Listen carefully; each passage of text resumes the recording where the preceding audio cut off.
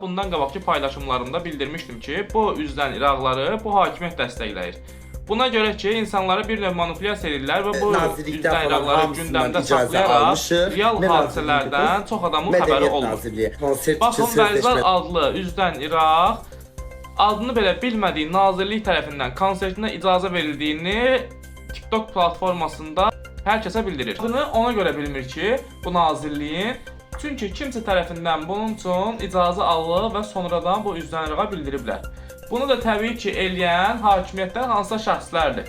Heç bir musiqi fəaliyyəti, heç bir səhnə mədəniyyəti olmayan bir şəxsə Mədəniyyət Nazirliyi konsert verməsinə necə icazə verir?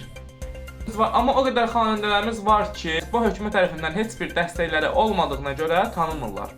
Yəqin ki, Mədəniyyət Naziri Adil Kərimlinin yaxınları, övladları üzdən İraqdır ki, bu üzdən İraqlara dəstək olub konsert keçirməklərinə icazə verirlər. Baxın, ölkədəki mədəniyyətin də, idarəçiliyin də real vəziyyəti budur.